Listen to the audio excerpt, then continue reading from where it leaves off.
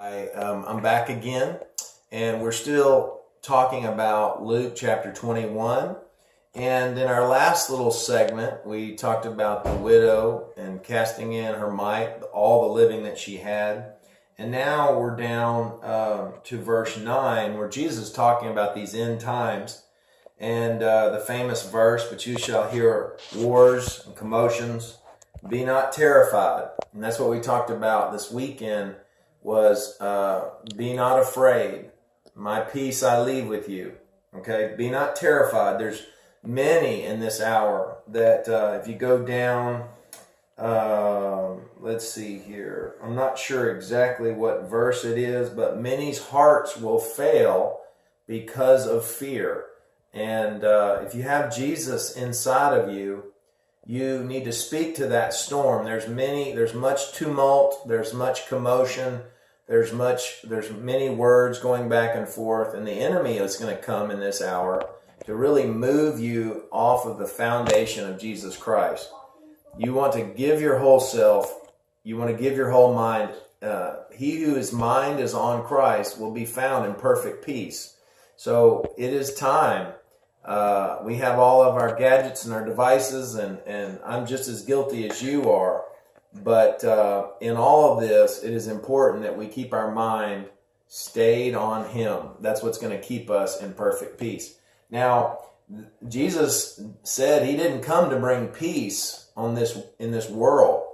He said, "I come to bring division." So don't be surprised that you're going to see a lot of, it says here, commotions, tumult, wars.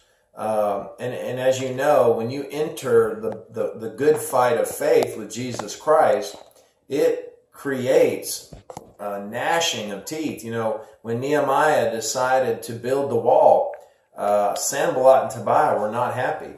When God the Father decided to send Jesus to that manger in Bethlehem, Herod was not happy, and there was great tumult. There was great commotion. There was great war in the earth.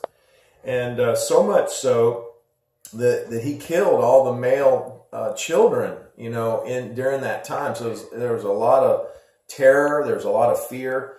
But you're called to be more than a conqueror. The spirit that lives inside of you is the same spirit that raised Jesus from the dead, and He lives and abides in you. Therefore, you are called to overcome and to be more than a conqueror in every situation. He has equipped you, He has prepared you, He has outfitted you to do that. And just like Jesus, when you get in this storm, we're in a storm, we're in a tumult, we're in these end times, you have the ability, like Jesus Christ, to tell that storm, "Peace, be still."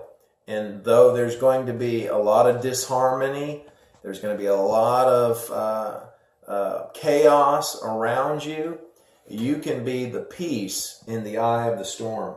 And it's very important in these days. And we're going to suffer some persecution, as we are already seeing in verse 12. "But before all these, they shall lay their hands on you and persecute you, delivering you up to the synagogues and into prisons, being brought before kings and rulers for my name's sake." What an honor and what a privilege. "And it shall turn to you for a testimony." So if we keep our eyes on Him, and we keep our faith solid, and the Bible says, "He who builds his house on the rock, he who stays true to Jesus Christ." These winds and these waves in this hour, they're still going to come to the righteous and the unrighteous. But if you have your house built on the foundation of Jesus Christ, that not only are you going to be at peace inside, but everything you do and everywhere your feet go, it's going to turn for you to a testimony to honor and praise and glorify Jesus Christ. And, like we read in the book of Genesis, you're called to dominate in the Spirit. Not flesh and blood, but in the spirit realm, you are called to dominate. And He is giving the Christians the ability to dominate in every area of your life.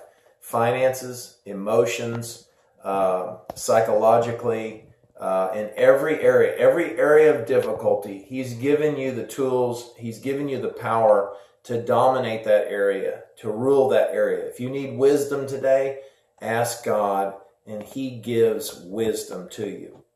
And so, got a lot going on here in Luke 21. I don't want these videos to get too long because they're kind of hard to manage. But anyway, we'll stop there and we'll pick it up next time in the book of Luke chapter 21. Thank you.